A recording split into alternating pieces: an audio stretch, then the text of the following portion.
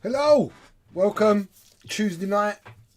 Thank you for joining us. What's that? Just mind that. I've got a little weird thing on the bottom of my screen, but that doesn't matter. I've got Minibot in the house. Wave to everyone. Don't touch that big red button tonight as Alex isn't here. Hi, beautiful. Not you, Paul. My beautiful Brigitte. Morning, Archnin. Kate, good evening. 40 and 3 days now, right? Good evening, morning all. Minibot in control. Minibot is in control, and I gave Minibot the option. She didn't have to be in control. Evening, Mr. Rasta. Evening, Mr. Rattler. It sounds similar. It's like we're related, but we're not. But anyway, yeah, Minibot is in control. Are you in control? Mm-hmm. Yeah, she's eating a cookie at the moment. She's like, "Can you move? I don't want to be in shot." So yeah. So do you remember yesterday when I asked her what her favourite programmes were when she was young? I got an answer today because she did just like log in and log out because she was busy with her things. When she was really young, it was In the Night Garden and Teletubbies. But then I got a proper answer. It was SpongeBob SquarePants. Just in case any of you lost sleep last night thinking, I really wanted to know. Because I wanted to know. Hello, beautiful Minibot. You're being spoken to. Can you read that? Look, hi, beautiful Minibot. That's from Brigitte. Oh, Brigitte. Yeah, Brigitte. Anyway, Tuesday night, I'm back. We are continuing with Gazgul, but a bit different tonight. We're doing some basing, and that doesn't mean I'm going to be painting it. I'm going to be doing some modelling, and I might even do a little bit of a sculpt on... I haven't even got my sculpting tools out. That's how badly prepared I am. Where is my sculpting tool? There it is. There's one of them anyway. I might be doing a bit of a sculpt on a Legion miniature, on a face, because I received a cool miniature that I've got to paint. But it's not quite right, and I want to change it a little bit, and I thought you might like to see that. Mrs. S says hi to you. Hi, Mrs. S, the best S out of all of the S's. Jude's second, then your daughter's third, and Paul's just bringing up the rear as always, dragging his knuckles on the ground like an Essex caveman. Hello, Mr. Dalton. Lucky call sign. I have to do the hair for Lucky. Lucky gets the hair because she did the Kraken. Yeah, so evening everyone. Richie C. I've said hello to everyone that said hello. Anyone that's out there and not said hello, hi. How you doing? Thank you for joining me. So yeah, we're cracking on with Gazgul, the incredible Gazgul. I did do a little bit more on the arm, but my day got robbed today, unfortunately, with being a dad and cleaning the house and doing stuff. And guess what? My car's gone wrong again. It's been a week. I done 200 miles and it's gone wrong again. Seriously, I'm going to have to start standing on street corners and selling my body for money or something to keep this bloody car going. Otherwise, I'm going to have to carry her to school every morning. Anyway, let's crack on. Scarlett. Yeah. Split screen. Do it now. Do it. Wait. Split screen now. Here we are. So, we're working on this, right? And I need to make this... I need to do something here to make this all beautiful and make this look. And I'm going to show you a few things today. And I've also got this guy. This is the new Captain Rex model, Captain Rex. See what I did? And he comes with lots of heads, right? And I've actually shaved these ones down a little bit because they're really tight. Because my idea is to paint a couple of heads. But so that you can swap them out. It comes with 2 different types of clone trooper helmets. I've lost it. There's another one somewhere, but it looks too much like a stormtrooper helmet. I'm sure you guys more into this know that they'd like mark this, phase that, and all the rest of it. I'm sure last time I saw Captain, he was taller. He was, but he's in retirement now, so he's a bit shorter. So the problem I've got. That's not Captain Rex to me. That's a bald man. Captain Rex has a beard. Right, everyone? He needs a beard. So I might give him a beard. I might sculpt a beard. I'm going to sculpt a beard on this head.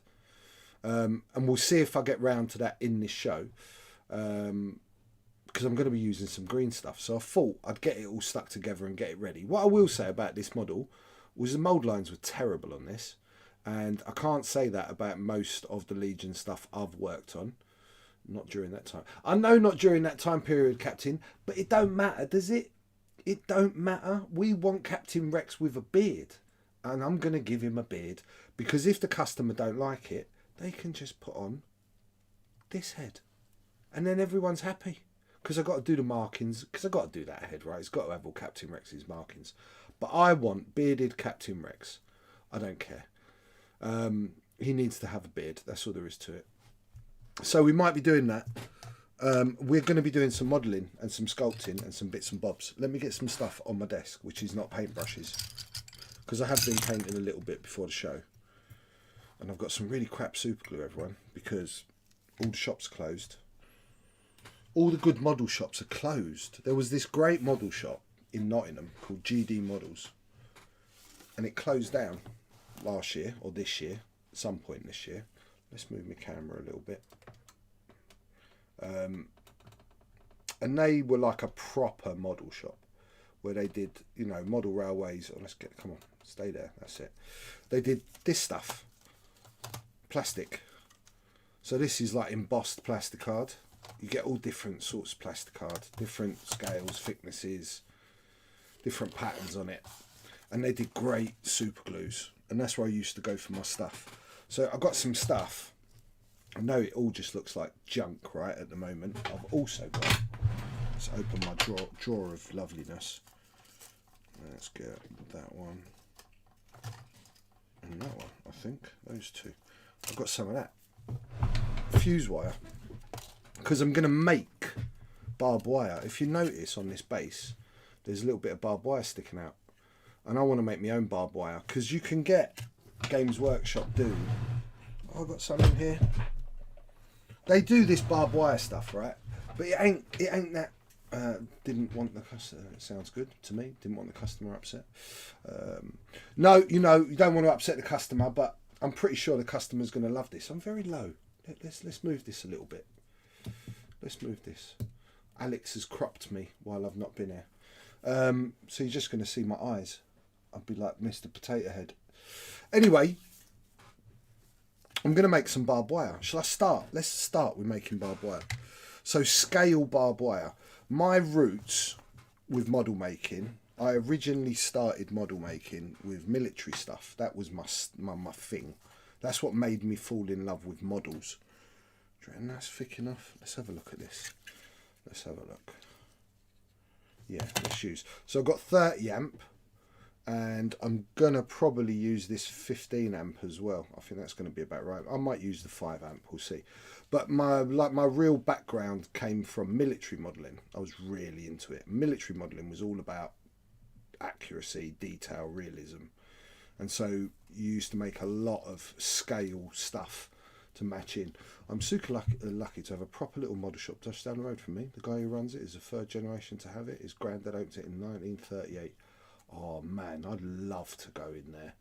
There was a great one in a place called Long Eaton, called the Engine Shed, and it was kind of like a model railway place, but he had models from like the 60s in there. He had all the old all Star Wars kits, and you could buy pretty much anything you ever imagined he had in a drawer somewhere. But again, it didn't get handed over to anyone, and now it's like a hairdresser's or something. Very, very, very upsetting. So I'm going to just get this a minute. And I'm going to run this along it to take some of these kinks out. So I've got a nice straight bit of wire. I don't need this. Let's take this off. This is going to make my life hard. So barbed wire, it's got like an actual, we're going to actually make barbed wire, but there's a way of doing it, a really easy way of doing it. Let me get myself set up here. So I'm going to use that to put my super glue on.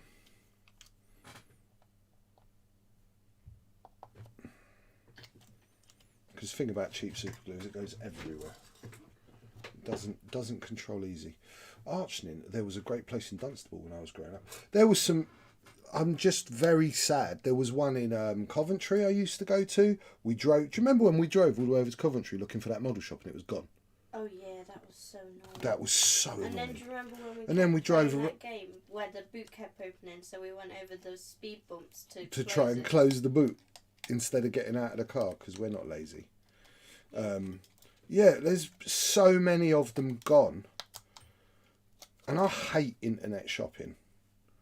Because most of the time, I don't actually know what I want, what it's called, until I see it. Or I'll go in and I'll buy, especially when you're buying like plastic card and plastic rod and stuff like that. You actually want to have it. So again, this is a thinner version of the wire. And fuse wire is really cheap, right? So you can buy this from any shop. I get this from the sweet shop. Or the local corner shop, whatever you want to call it. Have I got... It don't matter, I don't need that. So we're going to start with a simple process, right? Let's get a nice straight bit. Let's start here. We hold the wire and then we wrap 1, 2, 3. Let's do 4. So do 4 wraps and then make a loop. And then again 1, 2, 3, 4. Make a loop. And we can adjust how much apart, and we can also tighten. So we can get like a pair of tweezers and you can squash these in. Have I got an important stream message? I might do. It's Alex. Oh no, it's not. It's okay. It's okay. And then 1, 2, 3, 4. Same again. And we're going to do that a few times. So it doesn't matter where you get the gap at the moment. We just need to get these wraps right.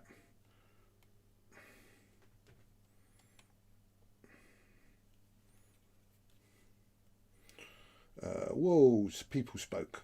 Lovely model shop in Hunstanton that I always popped into when visited the mother-in-law up that way. Yeah, I'm good. If you want, text next time I go into mine, I'll video call you and you can direct me to anything you want. I love that, dude. It's such a long way though for you to do that. But yeah, it's really sad. The scourge of the internet and the death of the British High Street, which makes me very, very sad. There's nothing better than going on a Saturday afternoon and just spending an hour, 2 hours in there and coming out with a load of stuff you didn't need. But none of that mattered. So that's going to be about it, right? So then what you want to do is get your tweezers or a little pair of like pliers like this, little flat nose. I'm going to use my tweezers. I've lost my tweezers.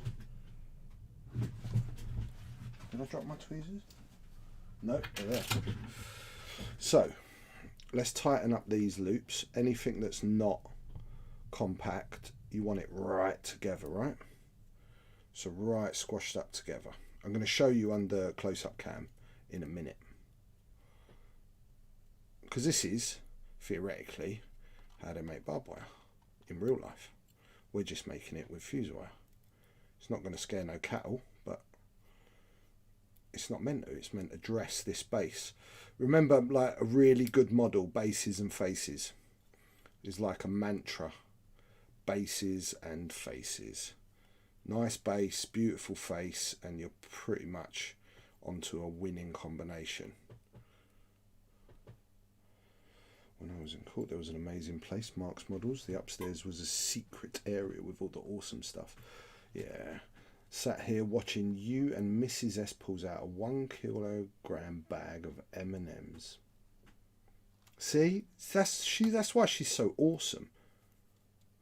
I bet you in her other pocket she's got like a 1 kilo bag of Maltesers.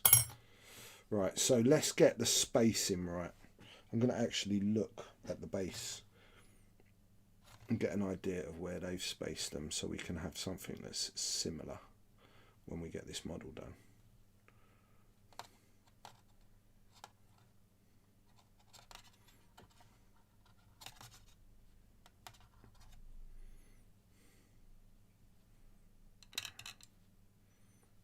I love doing stuff like this. I've got to be honest, I love model making.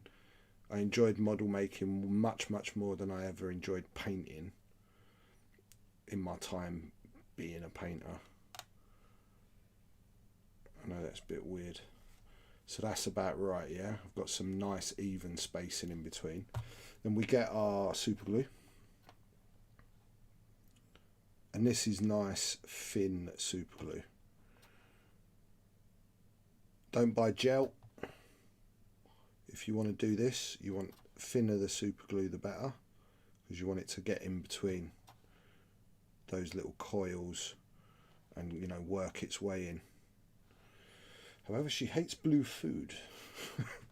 She hates blue food. I can only think of blueberries and plums at the moment. What else is blue that's food?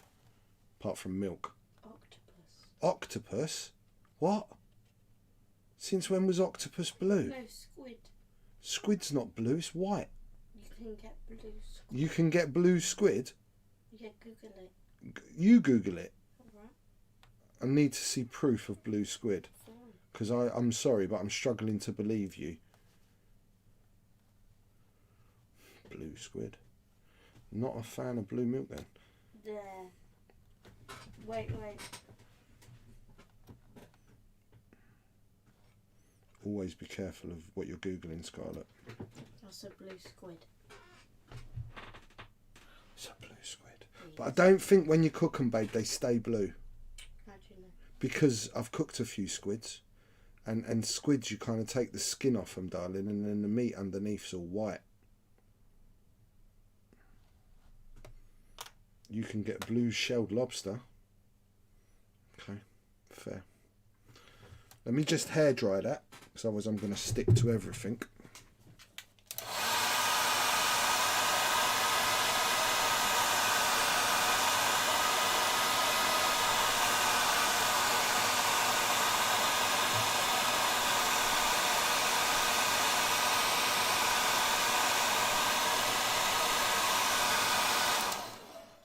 Okay, if Alex was here, you'd get spondoolies for that. That's the sort of comment I like in my chat. I've lost everything today. There we go. Okay, so that's dry. And then all we're going to do, let me get my glasses back on. Really simple. As you go along, and you just cut it, leaving the barb.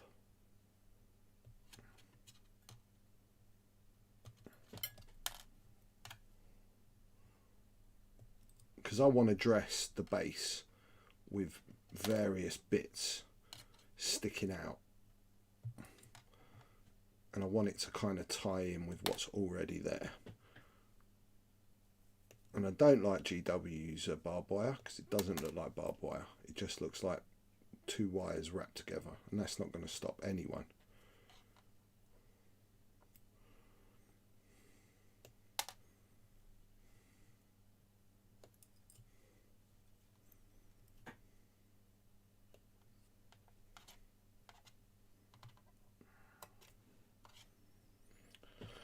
Who needs Google when we can have Kay? Well, it's either you or Kay, Captain. If Kay doesn't answer, you normally know it. It's because of your experience in life. You can't buy that. Who needs Google? It's also why the kitchen staff use blue sauce. I can't see if they fall off. Yeah, I knew about that because my dad was a butcher. Do you know I once watched him chopping oxtail. He used to have a butcher's shop, Clapton Pond Roundabout in Hackney. I once watched him chopping oxtails, and he hadn't done this often. He was a master butcher, but on this day he wasn't, and he slipped, and he cut the tip of his thumb with a chopper off. And he's such a hard man, my dad. He got a plaster, put the tip of his thumb back on, like pushed it back together, strapped it up with plasters and carried on working. Never went to the hospital. He's got this beautiful scar around his thumb. What a man. Whoa. Scarlett, Yeah. close up cam. Do it now. You don't have to say. I know, just do it. It's funny. It's Arnie. Fine. Can you see barbed wire? This is proper barbed wire. There you go. There's a little modelling trick for you all. Scale barbed wire in a few minutes. Okay, baby, we're going back to split.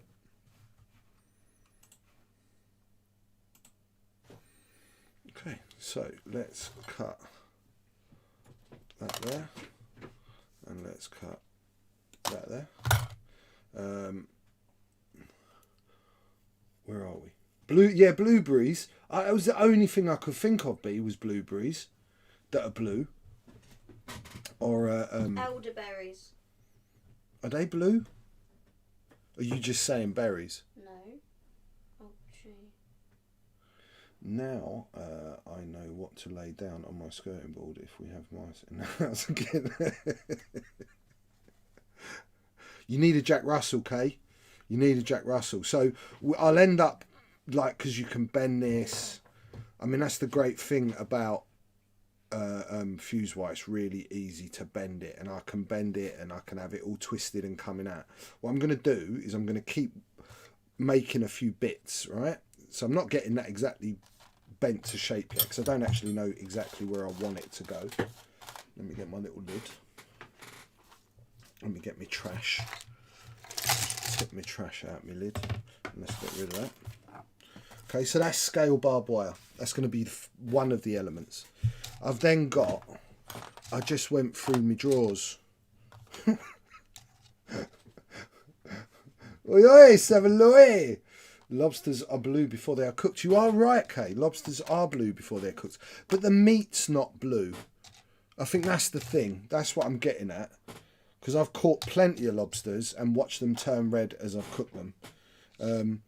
I've got all sorts. Ryan will know all about this stuff. All these lovely bits of plastic. I've got some plastic tubes. I've got some bigger tubes. I've got one without a hole. I've got little rods. I've got little bits of plastic. It's like a, yeah, different shapes. Rectangle, that's it. I've got some of this, which is this tiny mesh gauze. All stuff that we can incorporate in the base. I've also got, I've been starting, so in here, these are like, they are going to be not so much rocks, but little bits of rubble that are like, as you can you see on the base? See where it's got like these bigger bits of rubble, and I'm going to build this up, going to add these bits, and eventually when this is all dry with what I do today, I'm going to go back and we're going to use this sort of stuff, textured earth, just to go over the whole thing to blend it all together, and then I'm going to paint it. I ain't using that colour. Yeah, oh, Ryan, I have a whole massive drawer that I built just for my styrene, and I built it up. It's not something you can just go out and get in one hit, because it is expensive. This is also, I'm not sure what this is called. I get my knife and I display. So plastic card's hard, right? This thin stuff's really easy to cut. Thick plastic card is really hard to cut. But this is like a styrene board. Can you see it, right?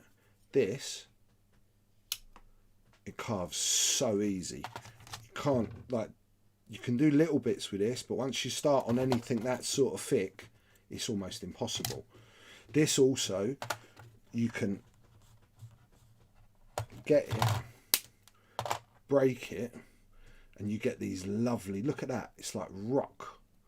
You get these lovely organic ripped shapes, so we can start to actually make, you know, like faux bits of rubble, and it's just much easier to work with. I'm sure Kay will come up with the correct name for this. I get it from, it was off of some old shop advertisements. Grammar school education mark. Filing cabinet is my bits storage. Yeah, I mean, dude, I've got cupboards with bits. I'm talking about just my big drawer of pot of styrene. I'm very well organised. I've built a drawer just for it with all little compartments, because I'm a bit OCD, you all know that. So, as you can see, Really nice and easy to work with, this stuff. And you want to make like really nice organic shapes, and that's what I'm going to do. I've got a couple of bits. Is that thin foam core styrene? It might be foam core styrene. It's not foam board, right? Yeah, it's not foam board, Captain Rex, because that's 2 pieces of cardboard with polystyrene in the middle, very thin polystyrene. This is much more dense, like much more dense, right? It's quite strong, but if you score it, it breaks, and it's got this, but it's not as thick or as strong as foam core. Yeah, it probably is. Dremel's nice too, right? Ryan knows what I'm talking about. Just pick this stuff up. A lot of this stuff you're going to end up acquiring. I've got some old bits from an old bit of terrain. I've got a Space Marine helmet because there's already a Space Marine helmet, and I thought, well, if you got one, you might as well have 2. And we're going to bury some of that under some green stuff. I'm going to use this definitely. I like this. So yeah, clippers off first. If you are working with a Swan Morton with stuff like this, do try and cut away from yourselves. I'm not on the best surface because I'm on my bit of sponge underneath, but that just gives me a bit of an angle, because we want things to be kind of sticking out of the base a little bit. Get that off and make it a bit easier to get it down. So we're going to use one of those. I'm not sure we are going to use that. We might use, let's cut off some of this as well, because I don't want a whole shoulder pad. I just want a bit of shoulder pad. Just something nice that we can have. And then whenever you're doing anything like this, think that it's going to have been battered. So put some cuts and dents. You can do little bullet holes. So don't drill all the way through. Get your Swan Morton. Go around the edge. You can see what I'm doing with it. Just like you see on a lot of stuff. You'll see it on the Mandalorian, on his helmet or whatever. Wherever there's been a bullet mark. Just have it a bit battered. A lot of this stuff's going to kind of blend in. So we've like roughed that up a bit. We put a bullet hole in it. We got this bit, we got that bit. We got some, where was that bit I was messing about with? We got this, I like this bit. I'm not sure where I'm going to use this, but I do like this as a bit. Might have one of these. I can just stick that in the actual green, but I'm gonna rough this up a bit. Where are we? Oh, you can get blue tomatoes. You used a lot of it for film sets, right? Okay. Evening, Andreas. Hi, bro. I'm sorry if I miss anyone's comments as well. It is hard, you know it is. Where are we? You can get offcuts for free, usually from vinyl sign printers. Perfect. See, Ryan bringing us another level of information. Don't be like me and end up with a scar running down the centre of your fingertips, kids. So when I used to work at G-Dub, and all I was doing all the time, I always used to cut this thumb, right? Because that's what used to happen. I used to hold my bit of plastic, I'd be working towards myself, and I'd slip. And it is the most comfortable way to use the knife, but especially when you're using this, they are so sharp. And when I used to do it full-time teaching, this finger used to have, and they don't just cut a bit, they go all the way through, and they cut so clean it don't want to join. So I'd I'd super glue my finger together every single day, and then you cut it and cut it. Yeah, it's horrible. Thank you for subscribing, live WFB. So I like these as well. These are from the like a model railway shop. There was some railings, so I kind of feel like I could use a little bit of this. sticking out in bits. Let's just cut some of it off and just kind of make it look like as if it's been in a bit of a battle, right? I'm going to cut this there, and I may end up trimming this down a bit more once we get to the base. All I'm trying to do at the moment is get a few bits and bobs that I definitely want to use. I know I'm going to be using some of this stuff as I go, so like I love making the bases come over a little bit. What can I show you? I'll be 2 seconds and I'll show you a work in progress on an orc to give you an idea of what I mean. Scarlett, say hi to the stream. Do a little dance. No. Do it. Do a dance for them. No. They want to see you dancing. Oh, damn. Don't fall apart. Let's get something smaller than that. Should we get something smaller than that? Okay, you can come. Because you are so cool. Why have you fallen off? Okay, so this is, I don't know how many years this has been on the workbench. About 10, 12 years. This is one of my Orc Dreadnoughts that has motorbikes for legs. But you get the idea, right? So I love to bring my bass guitar strings. I forgot about those. I don't think I got any left. Bass guitar strings work really great. This is I-beam, plastic I-beam. So you can see what I've done with barbed wire here. This is actually Games Workshop's barbed wire. Let me get my glasses on because I can't see.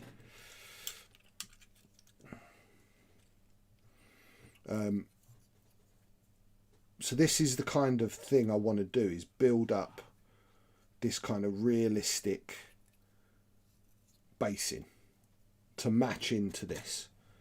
But you get the idea a little bit better now. I love to bring things off the base a little bit. It stops it being this perfect circle and it makes it just irrelevant to the model. It's here that matters, not this bit that matters. So yeah, just have a look. Just for those of you that want to see this madness.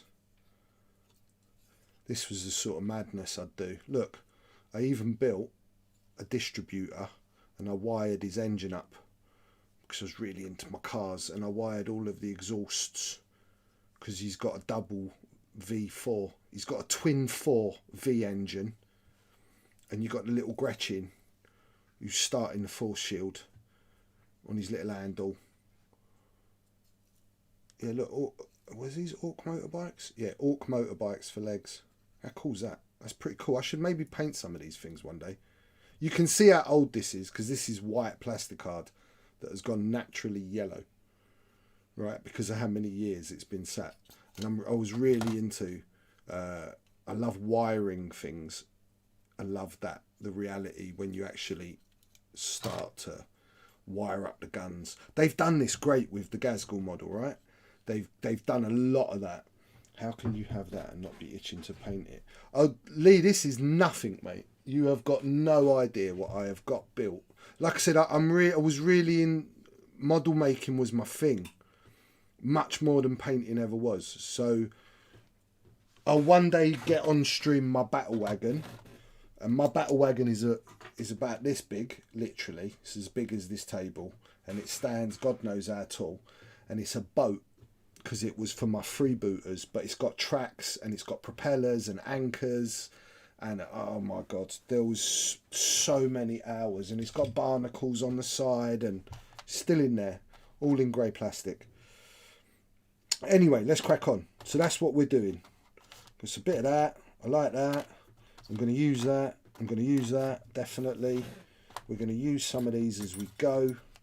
So whenever I'm using like this stuff where I want to put like as if the ground's been exploded and there was like some sort of sewage system, I'll do exactly the same. I'll go into it, I'll take off that perfect edge, and I'll put the odd crack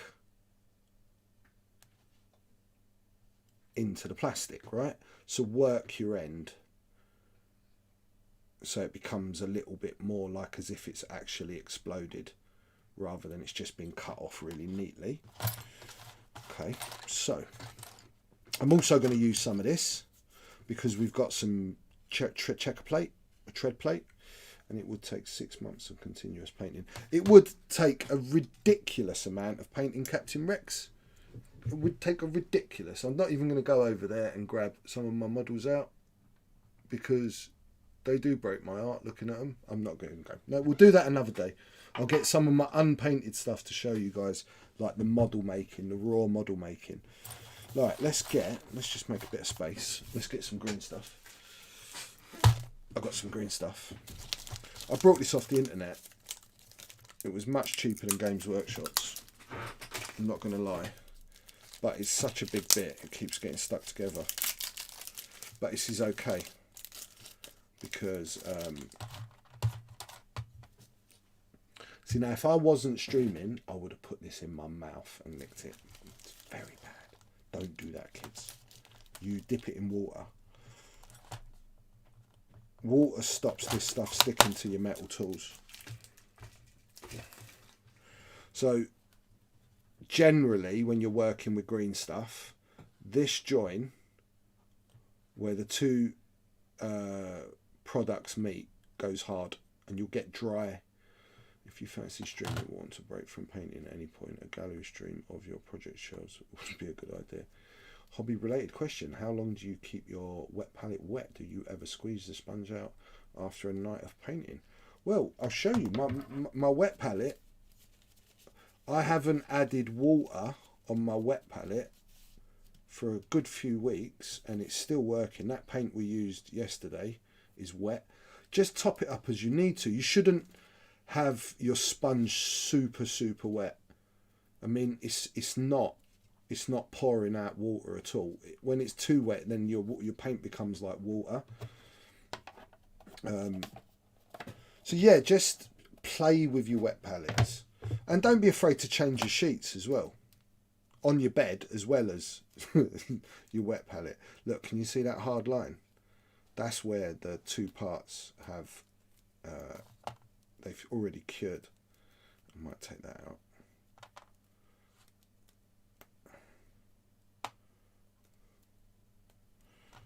This is some older stuff, but it will do for today's show.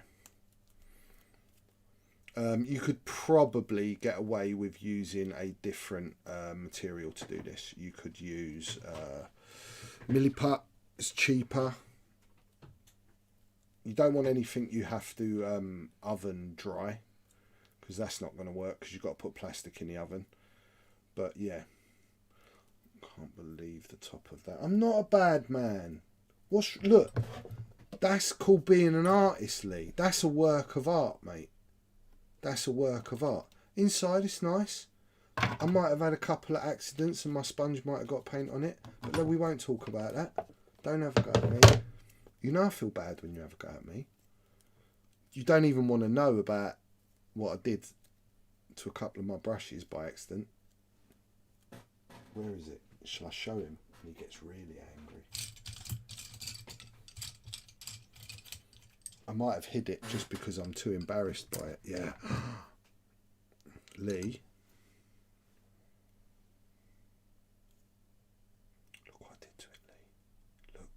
I forgot to wash it, Lee. That didn't happen. It wasn't me. Scarlett did it. Bro. What do you mean, bro? Why you got to do me like that? Just own it. Because he won't shout at you. Say, yeah, I did. It was me. It was Scarlett. Yeah, I did it all. Oh, I'm so sorry. I'm just keeping moisture in my finger. I know, Captain, don't. And I proper got upset about that, because I actually forgot I did it. I genuinely, and I went to use it and I was like, oh my God. And I haven't got a lot of broken toads. And to lose that one was a big deal. That was my wash brush. Lee's going to go, you're doing washes with broken toads. It's going to kill me. Oh. So I might not do the beard with this, because can you see how it's lumpy? That's because there's lots of dry in it. That's because I didn't cut out the centre. Try to tell me thinners, they can soften it. I will do. I can get that from Hobbycraft as well.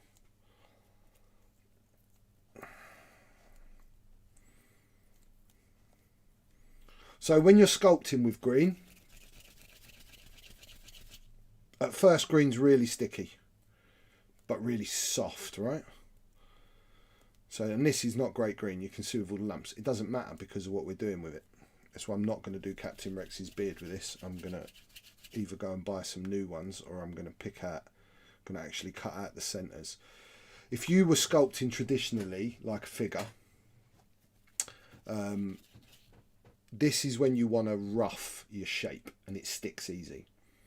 But as green cures, green changes its properties and it becomes harder, and it allows you to push it and shape it. You still need to rough your shape early, right? But it allows you to really push it and cut detail, and it has a certain spring to it. And that's something that you should learn with green. And it's why I often veer away from doing full-on figure tutorials on how to sculpt on stream, because the curing times to get the green to be workable are long. So if I was sculpting like on a wire armature figure up, I would spend most of 6 hours working that piece of green, and it gets more and more and more workable to the point where you can make bag, flaps, and you can cut in, stitch in, and it takes the push and it doesn't all squidge out. I had a go at sculpting last week for the first time. I used brown stuff. It was actually very easy to work with. Never used brown stuff. So I wonder, is this good brush conditioning stuff any good or not? I don't know brush conditioning stuff. Never used it. Right, so what we're going to do is I'm going to just start using some of this stuff to build up on the base.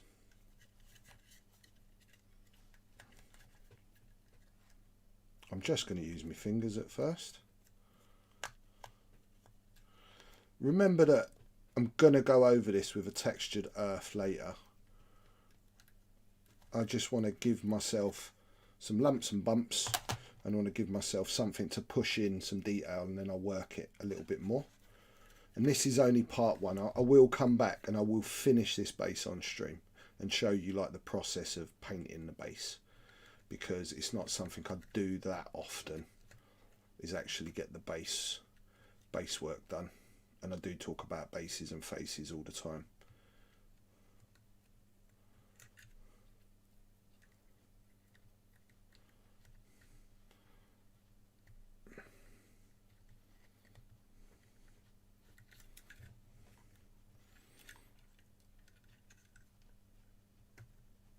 What I don't want though is I don't want the green on the flat. I want to keep it off the flat. So we're just going to work round, and we're going to put this all the way around the base, and then we're going to start pushing in some detail.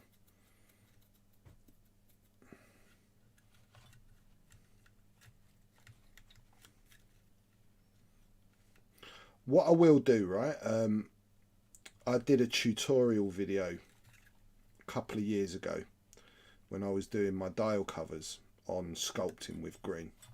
And it worked because we filmed it at Warlords, and it was like one of those shows that John did where we'd record, the cameras would go off, an hour later we'd do a bit more, cameras would go off, and then John would sit down and spend a week and he'd edit it all together into like this usable tutorial. I am going to be putting up a couple of those tutorials over my little break over Christmas, as well as there being a nanny bot painting stream. So I will put up that one which is about working with green and how it actually works as it starts to cure.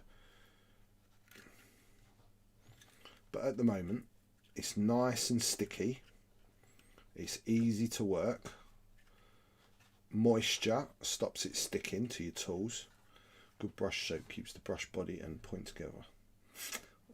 Okay, and where would we get good brush soap, Mr. Dalton? I'd love you to tell people that.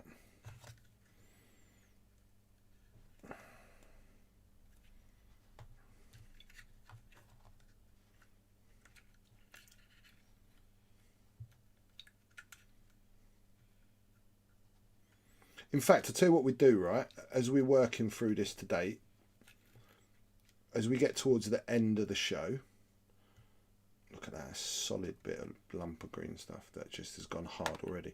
On the back end of the show, I will grab a couple of my models off the shelf that are not painted, that show dried green work, like full sculpting work, and some more of this kind of basing, all unpainted, and you can have a look at those today.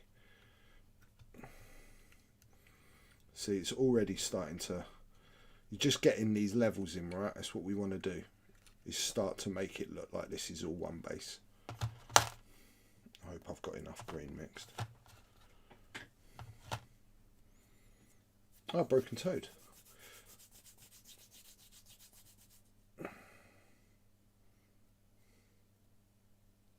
He does stock broken toad, but they're currently out of stock at the moment because it's an incredibly popular brand.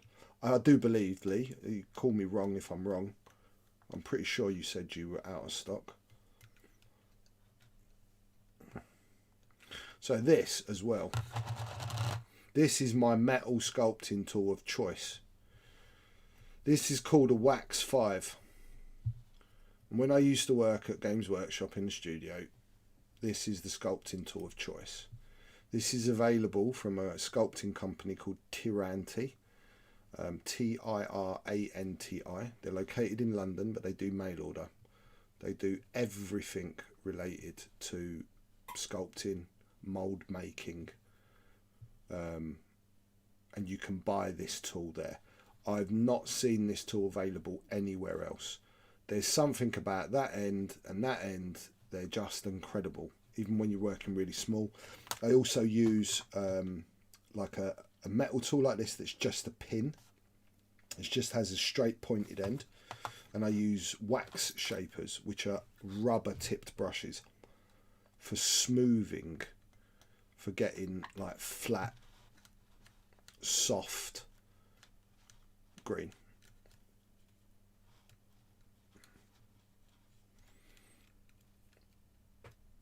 I left a few behind last month. Kalinsky shortages. Glad I got mine from Lee before he ran out. There's shortages in everything at the moment. I mean, the co-op's struggling to get Red Bulls in. And you know I don't operate without a Red Bull because there's meant to have been a strike somewhere at a canning factory.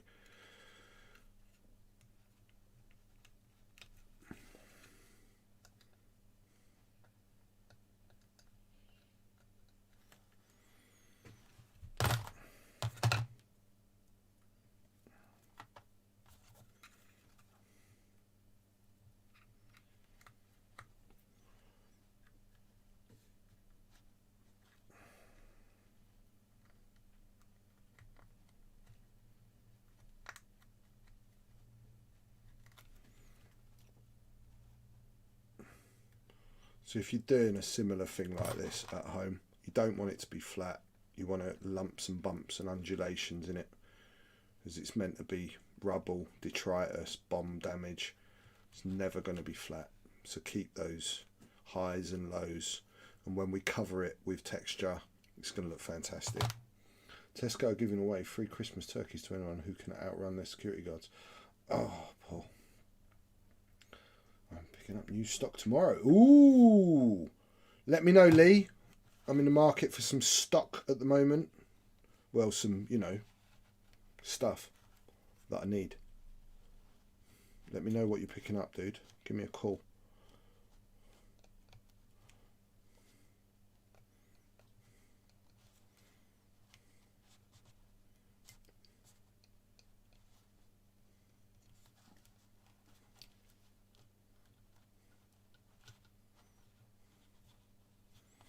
Okay, that gets us kind of a rough set of green on it to work with.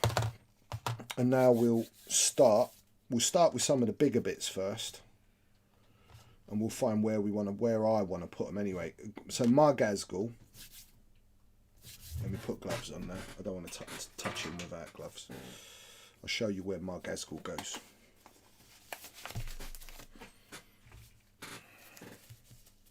Just get another clean glove.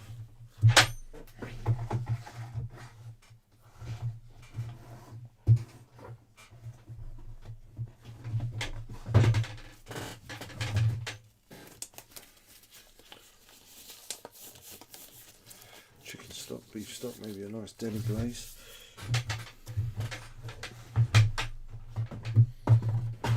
I'm going to make a nice chicken soup tomorrow, Kai. Talking about chicken stock. So my Gazgul, when he is done, is going to go this way on this base. That's what the holes are on the base. So he's going to sit that way down, right? So we already need to incorporate, now that I've seen that, let's make some space here for his claws.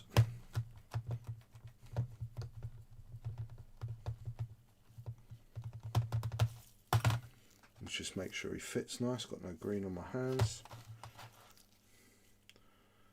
So whatever's finished painted on this, you know, has been varnished as I'm going. So let's make sure he fits nice. Okay. And we're just going to work that a little bit around there.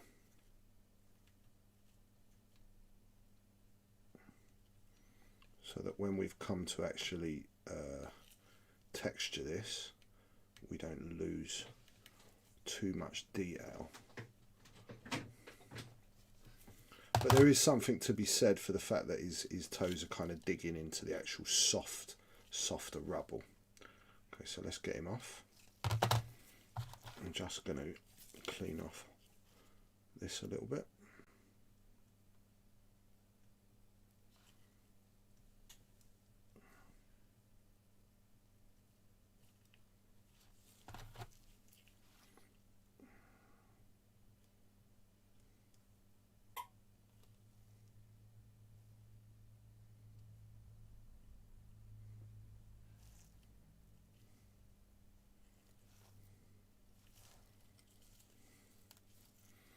Okay, let's pop him back on there and pop him back on my bit of sponge.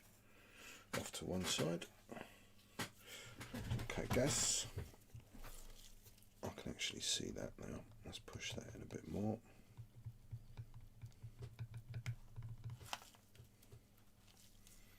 Okay, so we know he's stood there. He's coming this way. Let's put something. Where do we want this? Like, don't rush. Take your time. Find the right spot. I think we'll have that there. Just going to rough these out, and then we'll start adding some smaller bits of rubble and bits and bobs. I want that in the background or the foreground. No, let's have that in the background.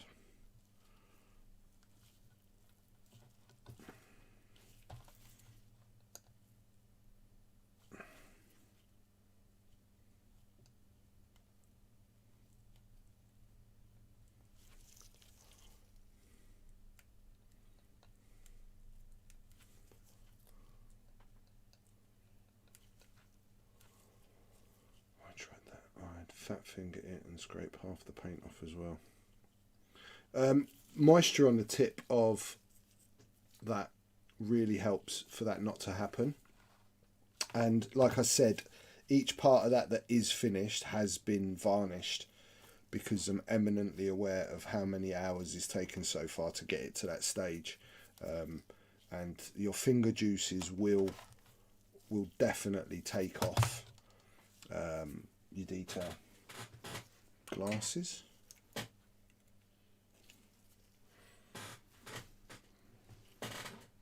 There they are. Let's just have a piece of this.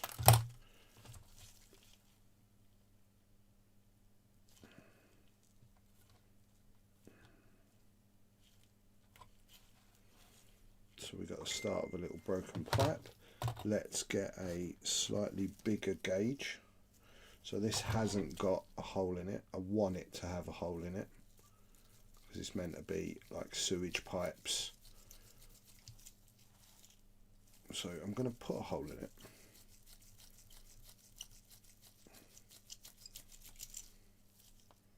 Standard pin vise. Lots of model companies make these. once again, let's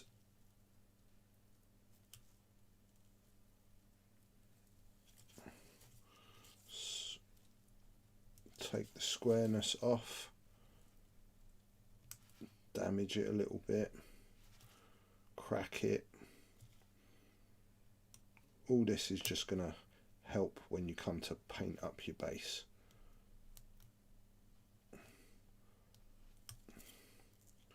And there's so much detail in the main model. If we don't do something really, you know, spot on with the base, it's just not going to match. So this one we don't need as much. So the thicker plastic card, you can see I'm just rolling. Once you've got a score line, it normally snaps. I'm going to have that next to it.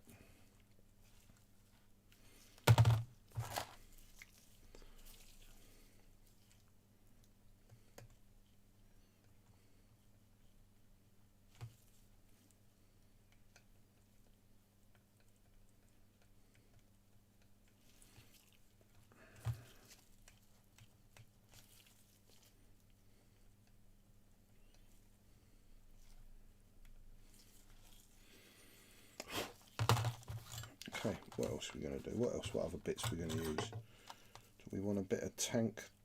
I don't want all of it now. Now that I've seen the base, I'm going to cut this down. Just want a little bit. I'm probably going to fill up a little bit of the back here with that. Just coming out.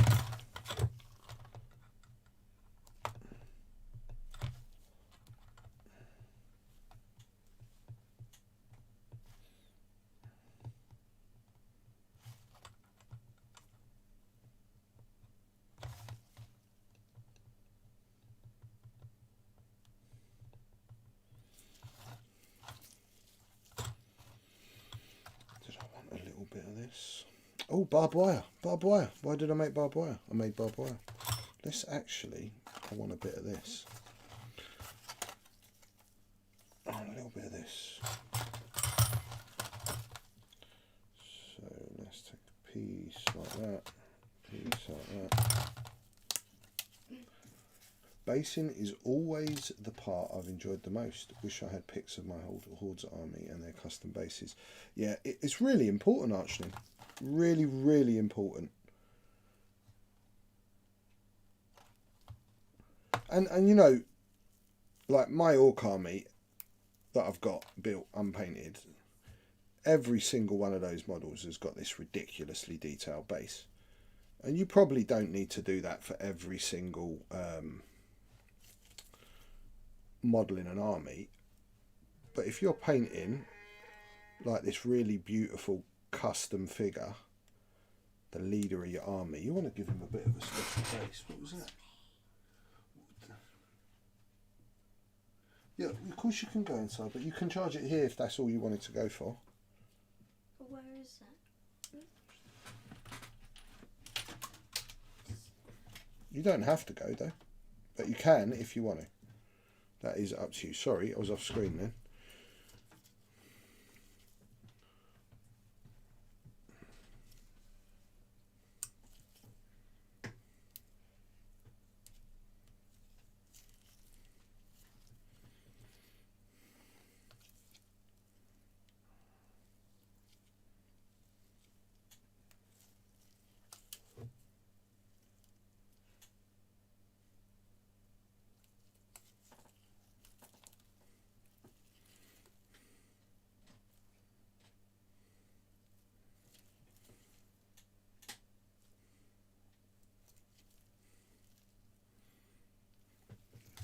Let's mine some of this crap. Scarlet, Yeah. will you give me close-up cam?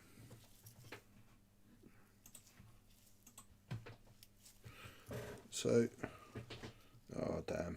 So can you see a little bit with the light reflection? That's not good with that light reflection. Let's go more under the camera. You can see that I'm starting to take those edges off. Right there. Cut into it, make it look a bit more like what's actually on the model.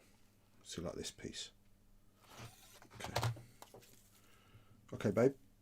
split screen, please. So we're going to put that up there. So I don't need that. Let's get rid of that. So are those secrets you used on the Space Wolf base? Yes, exactly that, Ulfric. The Space Wolf pop that I did. I'm sure you guys remember it. It was exactly the same principle. Built up.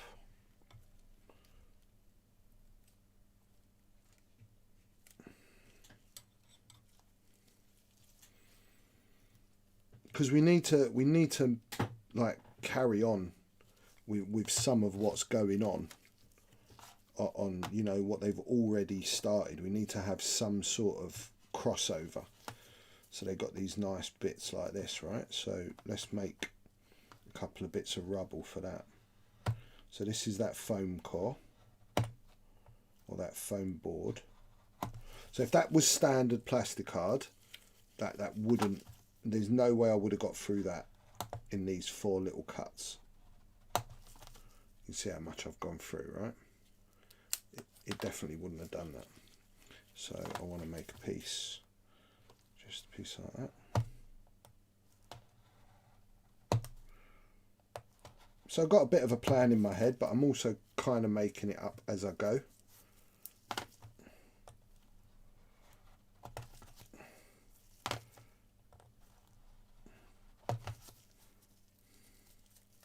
No mistakes, only happy accidents. Always remember, just like Bob Ross. Let me just move this a little bit so I've got a little bit of hard edge just off screen. So just cut that. So let's do the same.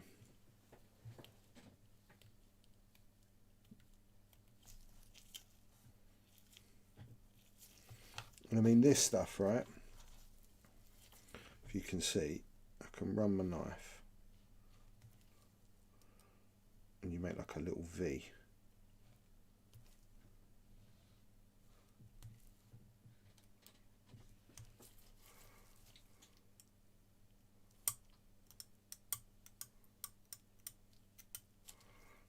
And we get the same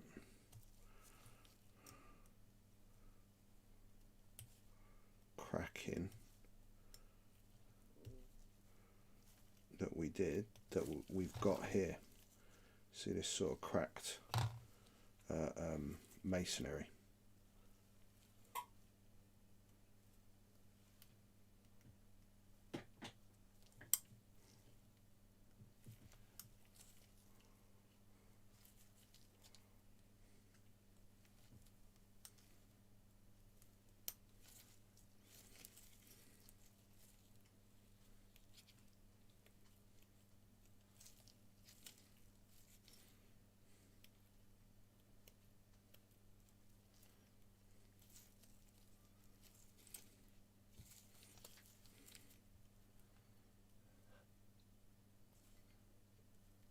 Are you tired, Poppet?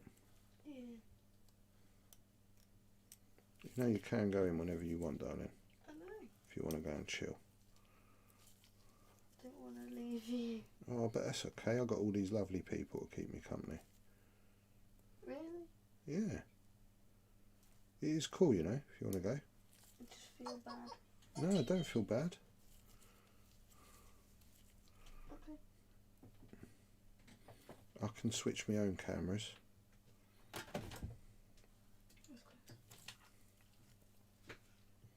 So you can see what we're starting to get. We're starting to get these little cracks.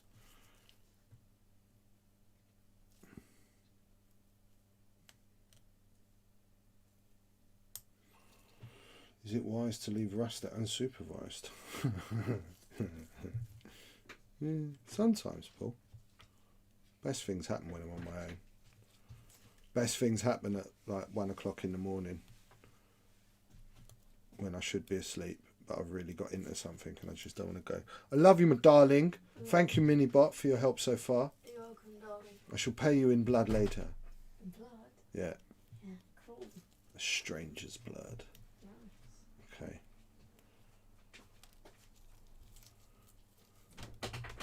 Yep, she's next Friday. It's all over. Not that she's been at school much this year. It's just madness how little she's been at school this year. I have to come just off camera again. But let's mine this a little bit so you can see the edge of my filthy dirty worktop. You can see what I'm doing. And I'm just carving a bit off the back. So it carves really easy, like getting the angle, because I want to slot it just under here actually. Just that a little bit straighter there.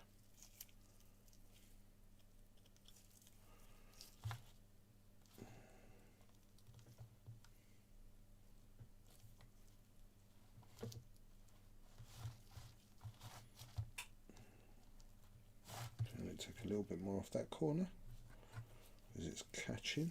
I want it to go in right next to this.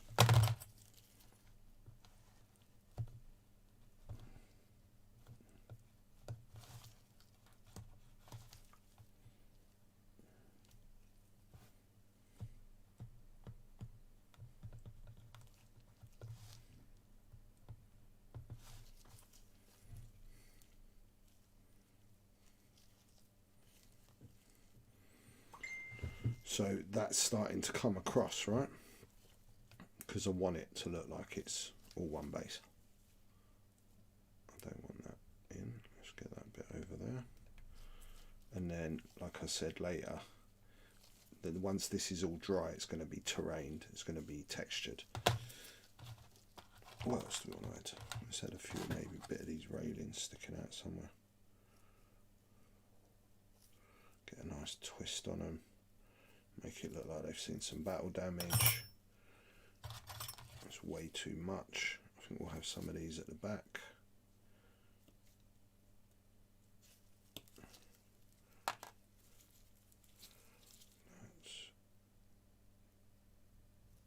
No. Okay, let's leave that.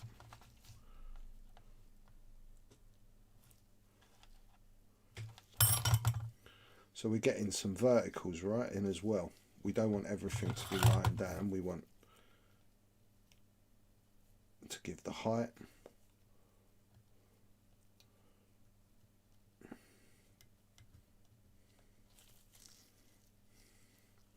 Be careful of the height in relation to the model. Yeah, I mean he's up here, absolutely. But I mean we want, this is the back, so he's kind of here. This is the back. We want to fill in some of this, and then we're going to run some barbed wire over bits. We're going to tuck that in a bit. It'll be one of the kind of towards the end of putting stuff on. Let's use a little bit of this nicely cut rock that I did earlier. Don't want to use it all. Let's just take some of that. Shave off the back again.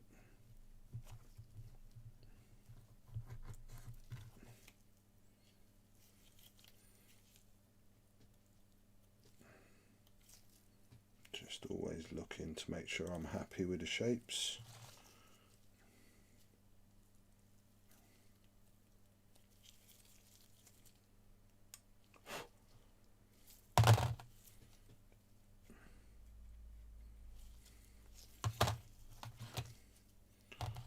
Another bit of that.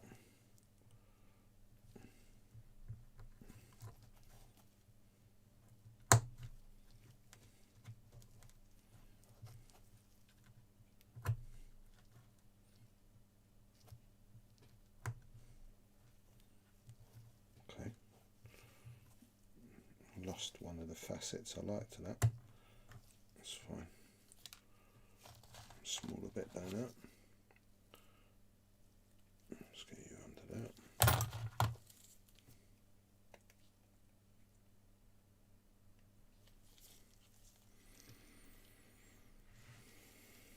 So you can see what I'm doing, right? Just building up little bits and bobs. I did quite like this. I'm going to use a little bit more of that. That works. I like that. Let's bend Let's do another bit. Let's bend that.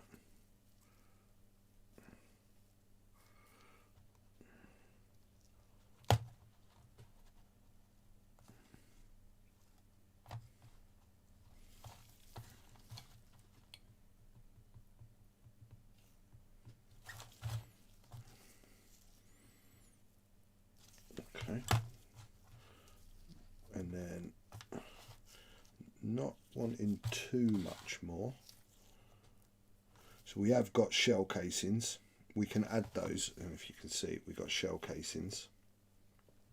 So we can add those. I'd add those later. I wouldn't do those now because I've got a texture over the base. They're easy enough to make from thin plastic rod with a smaller drill bit, and I just drill out, not drill it out, just make a divot, and then you cut them, put them on, cut them, put them on. I'll show you on one of my Orc models shell casings that I've made. It's just time, and you going as mad as you guys want to go, basically. How far do you want to take something? I do feel like I need a little bit more over this side. Let's have another bit of tubing. Another bit of this, I think.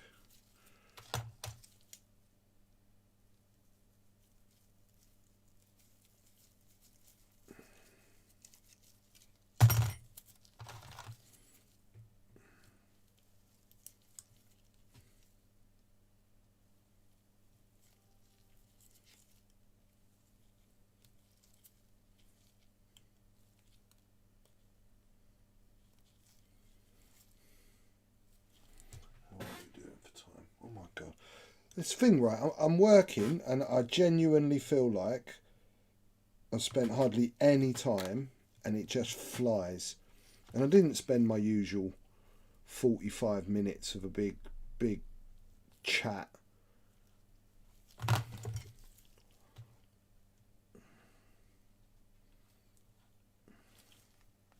let's get some barbed wire on this now. I'm kind of happy with where we're at. Oh no, I want this first. Where's my little box? Just a couple of bits. So this is made out of that. So you know your plastic sprue, all I do is I kind of get it, I cut a bit off, and then I go round and I kind of sculpt it into these bits of rubble. Right, so everything is usable almost, and you get these nice chunky bits of masonry that would have blown off of something, just using your sprue that you've got lying about, or that you're going to chuck in the bin, right? Too big.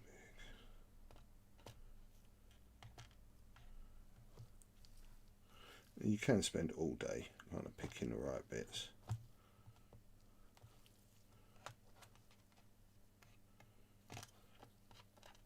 Just like I do.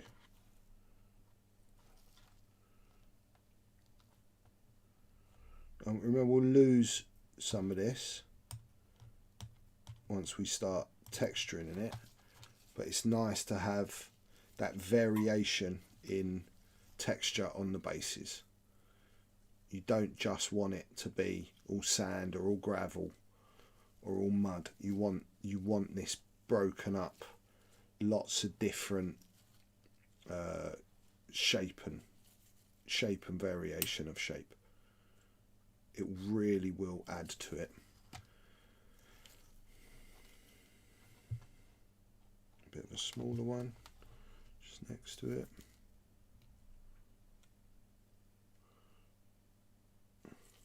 Kind of all add into this broken masonry. Right, see what I'm doing? See how it's starting to kind of spill out now and look a little bit more real. Or certainly, and you know, like I said, we haven't done any of the actual sanding or the actual finer texture.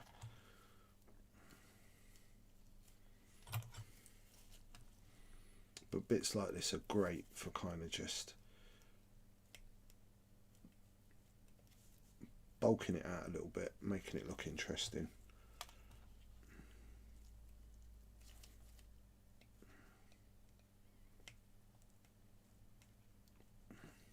Bases and faces.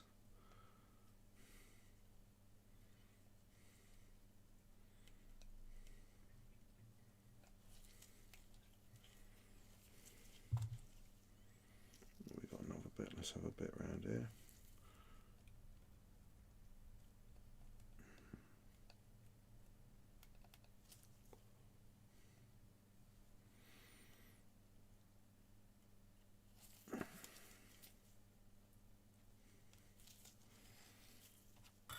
I actually want just a couple more bits of that. I do like that.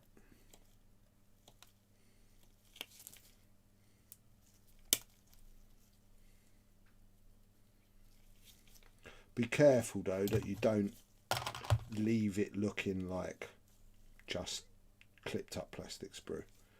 Like, you want to really hack away at it and make it look, you know what I mean. You don't want to just see that hard edge.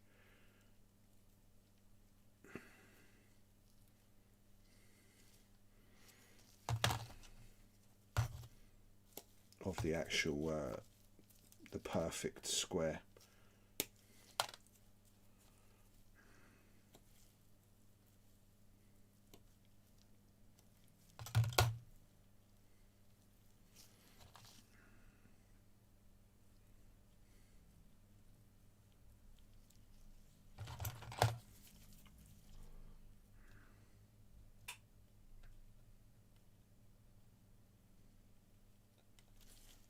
Okay, let's get some of this barbed wire on now.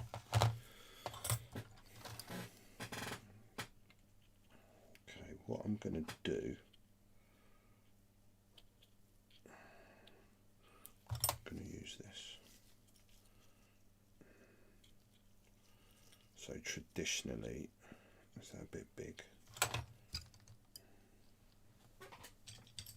I was about to use a broken toad. You nodding off? No shouting. Mrs. has been nodding off on the sofa beside me. I'm not shouting.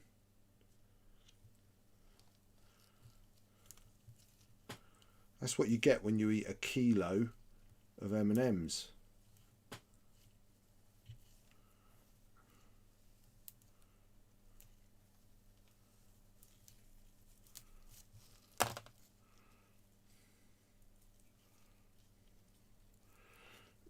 So I bent it into get some of that nice coil that you would get. Sugar crash, yeah, absolutely. Let's cut a little bit of that off. I don't want to use it all just in one bit.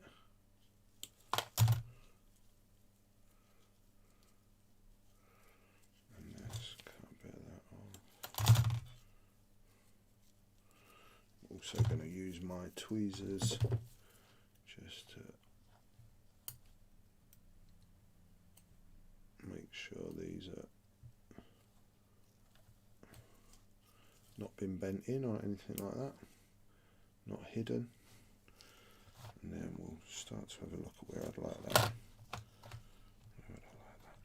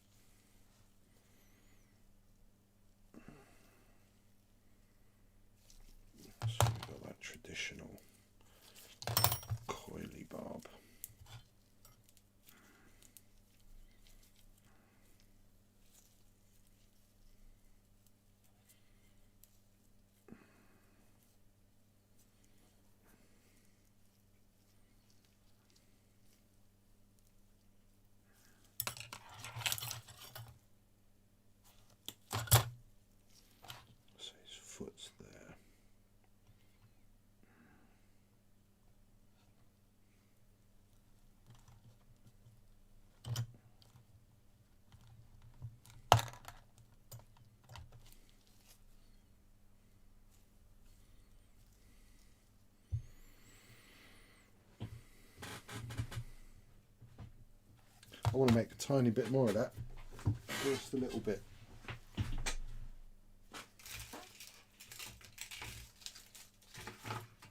I just want a couple, like an actual single piece sticking out. I don't need a whole coil going side to side.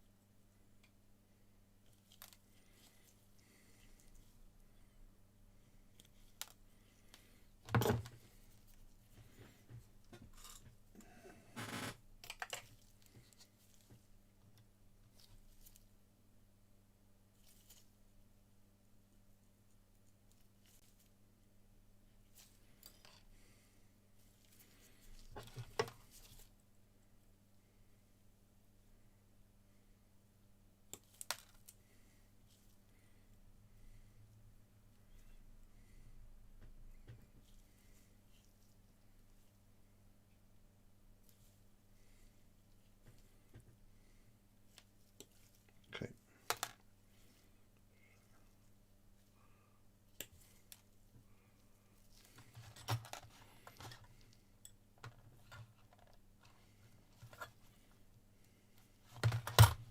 Okay.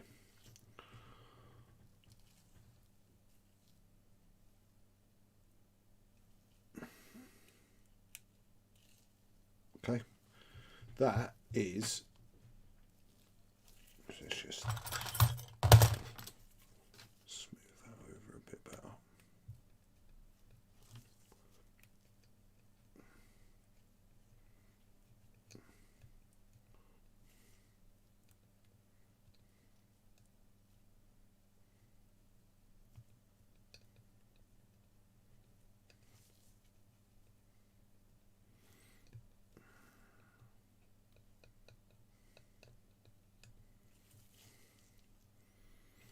In fact,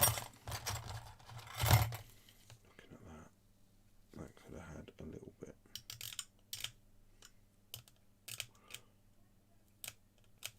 Whatever you do, don't do what I just did and leave a mould line, because that really degrades everything the minute you left a mould line in something.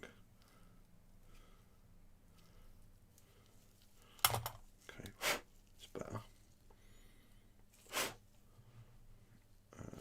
Is there anything else I'm not happy with?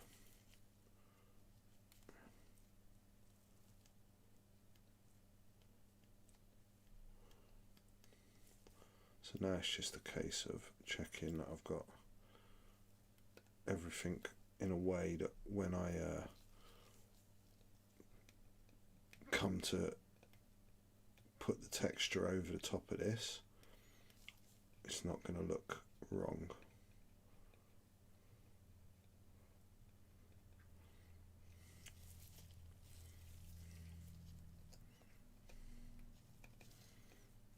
Don't need too much at the back because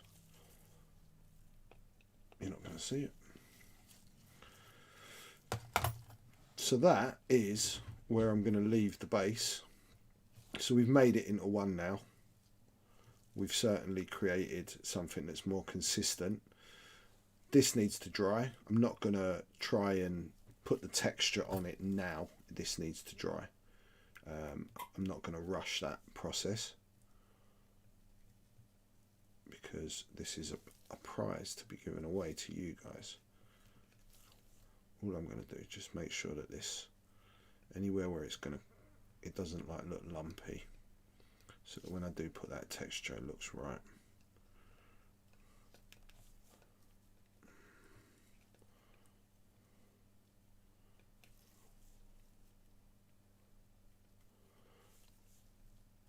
He says it's done, and then he carries on sculpting for 5 more minutes.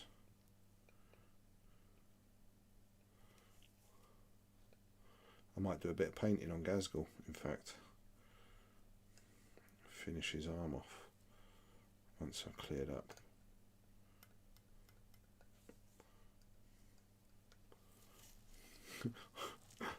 Well, you know now, Paul, right? Now that you're a painter, you know how long things take. So yeah, that gives us something that once that's dry, then I'm going to, I'm probably going to PVA it, and I'm going to use a mixture of birdcage sand, which is very like kind of fine sand, like a medium sand, and some gravel. And I'm going to sprinkle, and I'm going to change, so we have lots of textures. I'm also going to bring it up here a little bit, right? So over what they've already done, because I need it to all match. So this texture's no good for me. I need to change that now a little bit and make it all very cohesive as to what we're looking at. Okay, so let me have a little clear up and we'll do something else for the last half an hour. I might show you some toys. Let me have a clear up first anyway. And my chair's gone down, so now I'm really short. It's gone even more. That's it, I'm back. Alright, let's move on to my desk. Right, so let's have a clear up. It's incredibly messy though, doing that. It's been a while since I've done any of that. Let's get my little tray so I can just scrape all this crap off.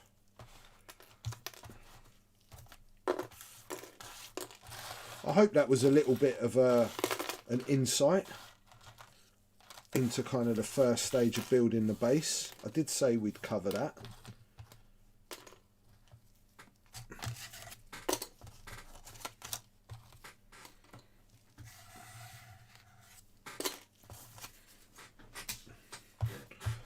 I was painting last night some cockpit stars that I was really happy with. Good, good, good. See, the more you try, Paul, the happier you're going to get with your stuff, mate. The more you practice, the better it's going to be.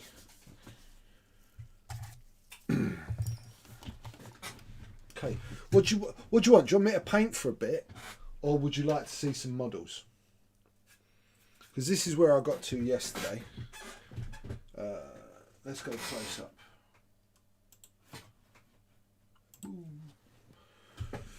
This is where I got to with this yesterday. I did carry on a little bit today, and I've done like most of the first stage highlight on the armour. I still need to go back and finish the see models. I still got to go back and finish the highlight, and I've got this skull to do before he actually gets stuck on. So he's not quite there yet, but we are getting there with that. I'm off for lunch. I'll watch the rest of it. One love. One love, Archnin. Peace, my brother. Okay. Let's switch back to split. Transition across. Right, I'll get some models. Let's get some stuff. Guy's going to be dead. I've got a talk in the background. Right, let's show you some stuff. You might have seen some of them, but I'll get you a few things.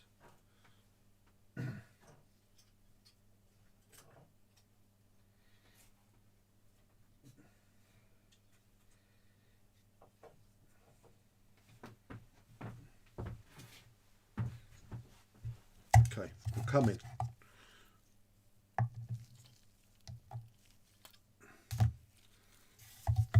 I'm coming. I'll grab a couple more while I'm at it.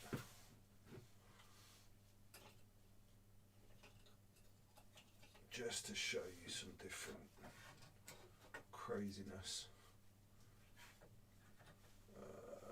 What else? My big things in there. My battle wagons in there. Right. So let's start off with, weirdly, a Space Marine.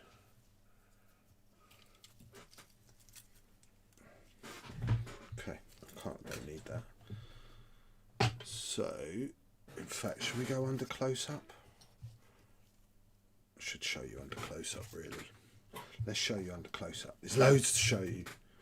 Look how many I've got to show you. I've got so many to show you. Let's go close up.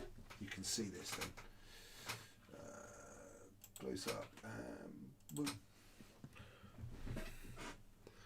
Okay, so this is this is part of a Dark Angels resculpt. Let's try and get you. Where are we? There we go.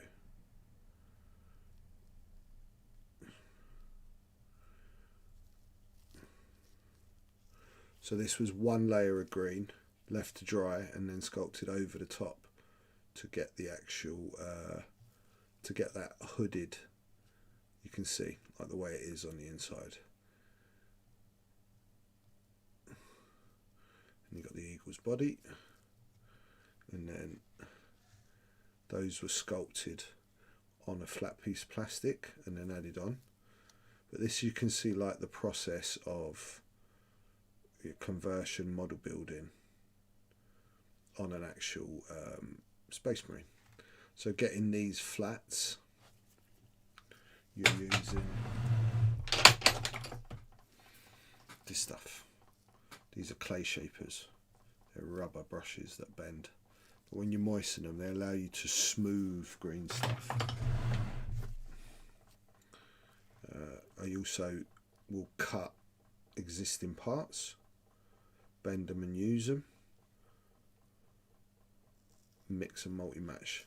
Fuse wire twisted into rope, as you can see, and you see, like I said, as the green gets drier, you can see, let's get a little tool to point it at, where you can push in like these proper little crosses, and you can get this beautiful, really tight detail, right?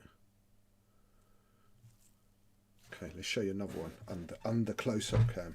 So like a banner. So once again, can you see as it gets drier, that's when it allows you to cut in even lettering. Okay. And again, clay shapers allow you to get nice smooth green, even to like the little skulls inside the actual purity seals. So that's again off a Dark Angels army. I haven't even got around to doing what they call Deathwing.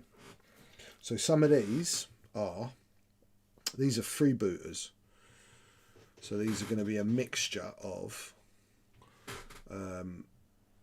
these are converted and greened.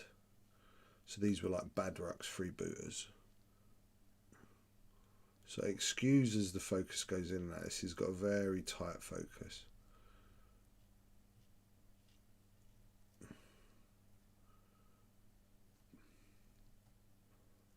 But this gives you kind of an idea of what you can do. So plastic rod used for the buttons. Plastic card again used on the boots. I also extended the height so they're a bit taller. But then you've got the green making like the pirate jackets. I said you can do your straps. Where am I pointing at? Your straps, even with like the holes where they pull them tight, right?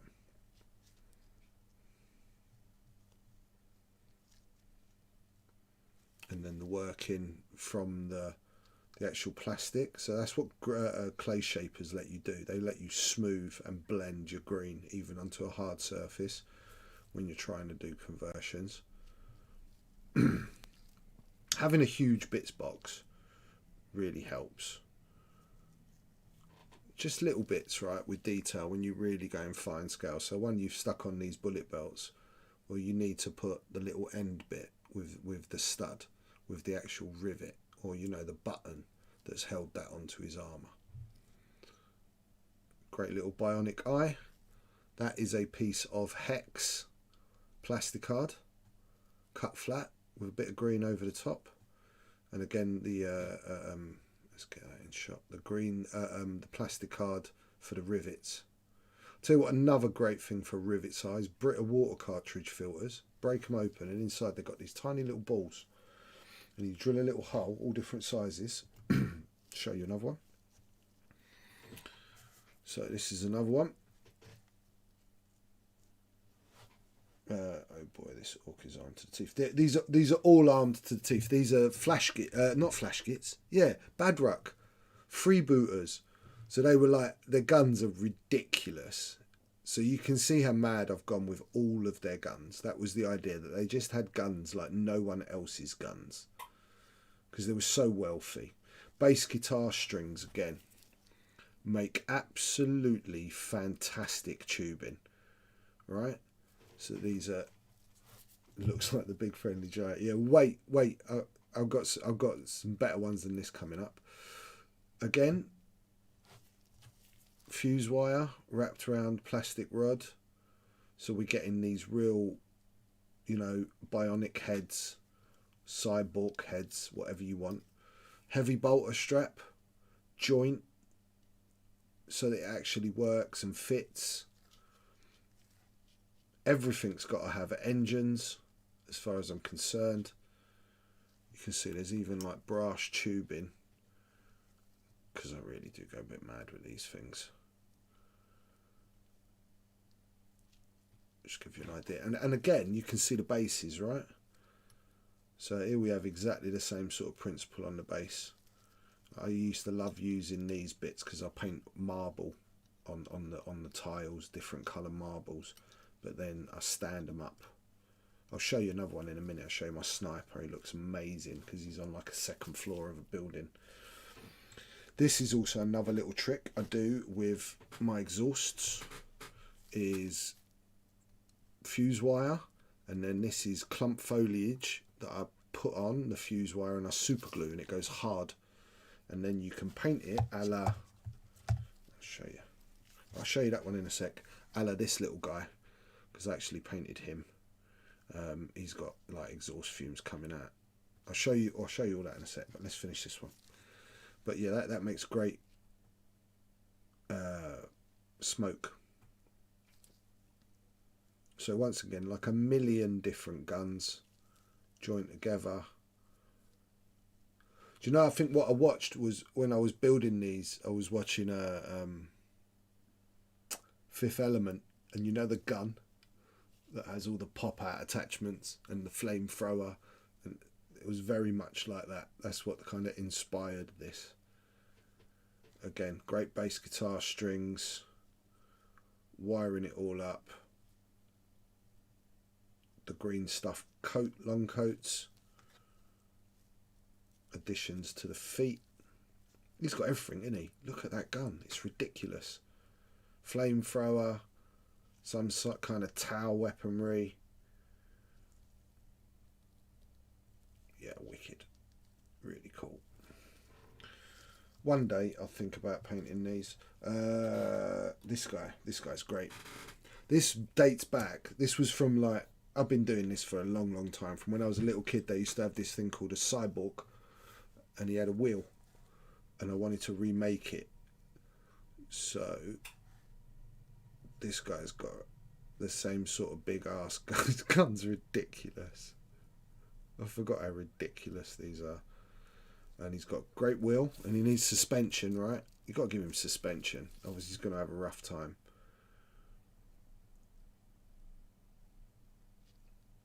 And again, the bionic head and all the wiring that goes into it, because he needs to have that powered. You can see how you can salvage just little bits off of models, right? So that'll have come off of something that I'll have sliced off with a knife and repurposed it. And this, you can see the whole exhaust in action. So it just starts as a piece of fuse wire. This is not anything illegal. This is clump foliage. Otherwise these would be the most expensive models in the world.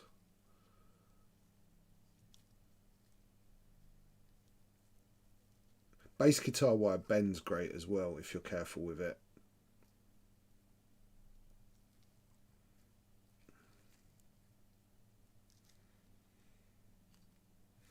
Okay, I grabbed my sniper because I never got him because I was lazy. This is a real, like, taking the bases to a whole different level.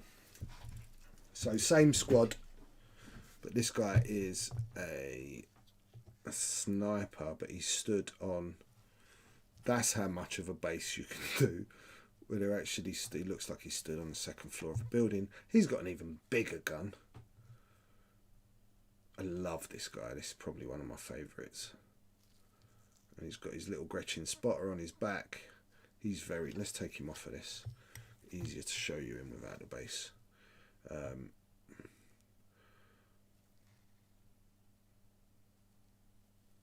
lot of resculpt, getting the arm right, as you can see. So I just will use the hand and then just a paperclip armature underneath, and then resculpted the whole arm.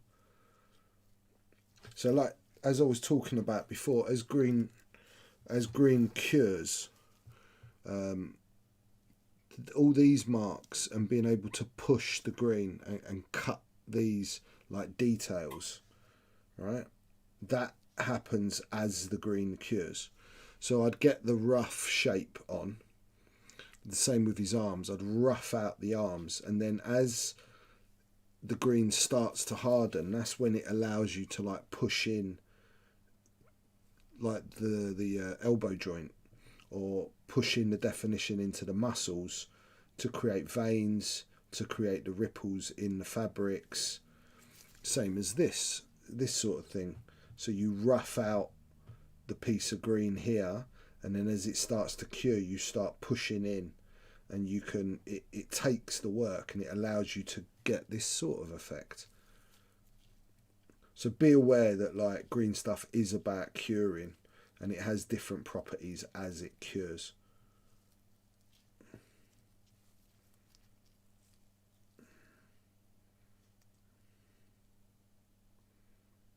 Okay, some of you might have seen this one. Oh, let's show you this one.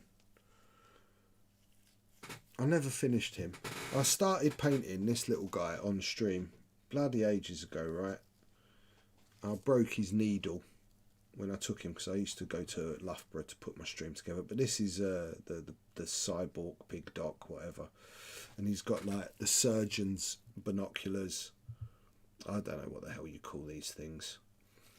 I love this. Alright, he's such a big conversion, this little guy. He's got the wheel off a Hot Wheel that I cut in half and joint together with another wheel of a Hot Wheel, so it had two actual matching. Let's take him off.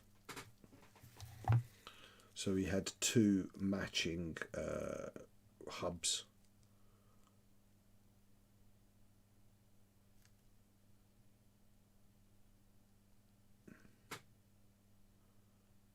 At least I started it. It's only been sat in a cabinet for 15 years. And so let's turn him round. He's got a peg leg and a bone saw. See the scissors? So you see that's a bit of plastic card I used for this end, and that's green stuff to make the scissors handle. Let's get him back in, like the little bag. He's got a bolt through his neck like Frankenstein.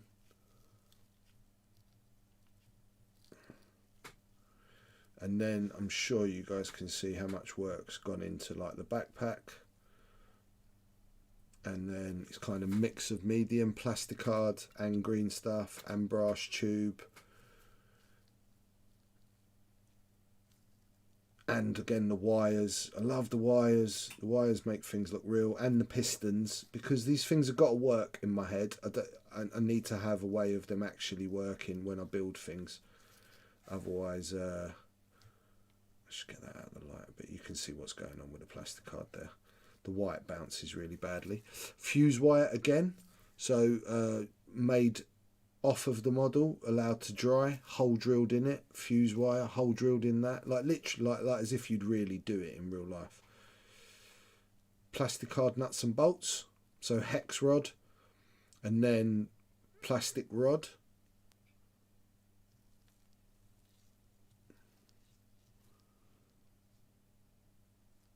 And again, these crazy bases. And he comes with a little, because you can have a little Gretchen with him, right? So the base comes out, and then you've got this whole little scene going on just with one model. and kind of get a better look now. This is what the bases will look like that we were doing today, where you got like all the texture as well, covering up all this work that we did. Same again at the back. Hopefully this is giving you guys some ideas for your own stuff. You see there's like an orc jaw upside down. It's repurposing stuff. Like, just take it out of what you think it is and just look at it for its shape. And then I'm sure you guys, some of you guys will have seen this, right?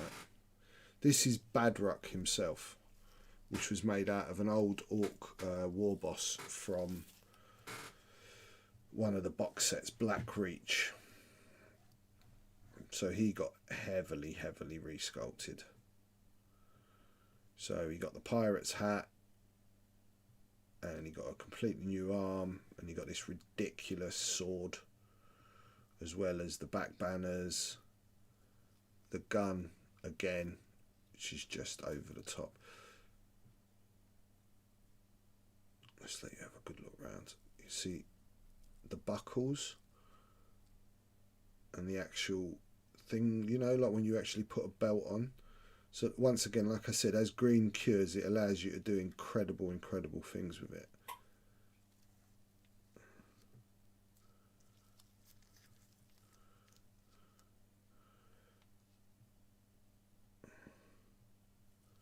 And again, you've got really thin fuse wire used here, wrapped around lots, brass rod, green stuff, more fuse wire up here.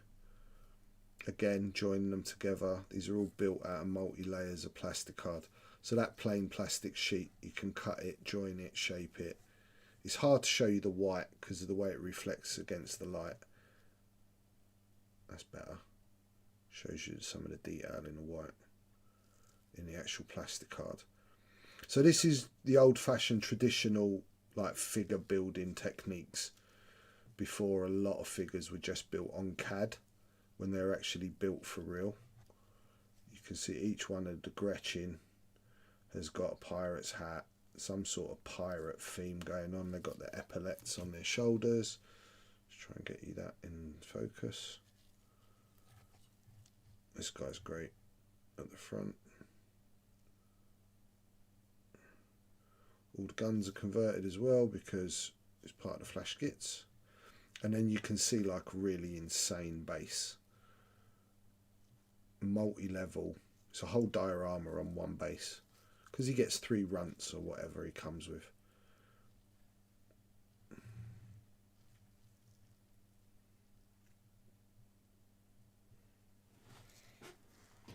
Okay.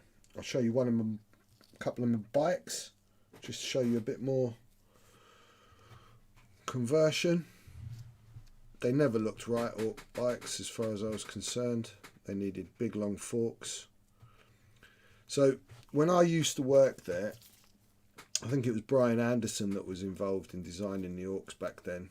The original drawings for the orc bikes looked like this. They had massive back wheels. They were real like hot rod bikes. And I remember being in the studio at the time with Tim Adcock, looking at them and just being like, if that's what you guys actually do, I'm in. But they didn't go there with the orc bikes. They kept the track on the back. So I really felt that I needed to do my own proper chopper style.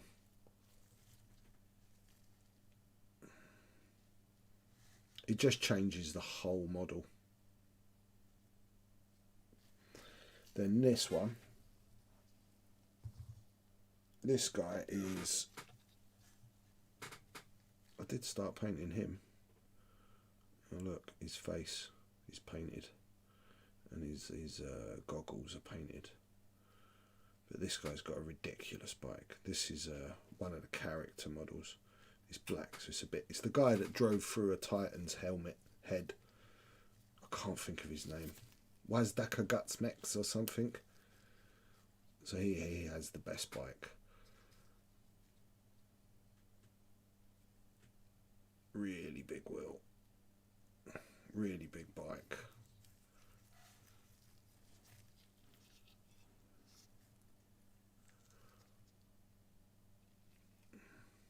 Princeps heads, which are on fire, because that's what it was meant to do. It was meant to stick them on, and it's got like, you know, the fuel source. I know this is black and you can't really see what I've done, but just showing you the model.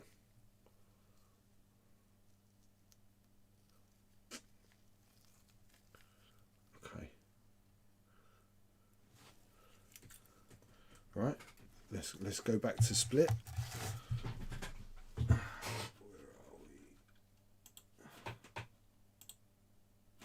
we? Okay. I'm not going to get my battle wagon out because it's in a box in the desk. I will do that on another show because it definitely won't even fit under that. I'll have to show you on here. It's enormous and it's kind of that level, but on a massive, massive vehicle. So for those of you asking earlier on in the stream, why I haven't painted them, I think you can see why I haven't painted them. There's just so much work to do on them. It's kind of, let's show you that on this camera. Should get a better overall picture of the model then.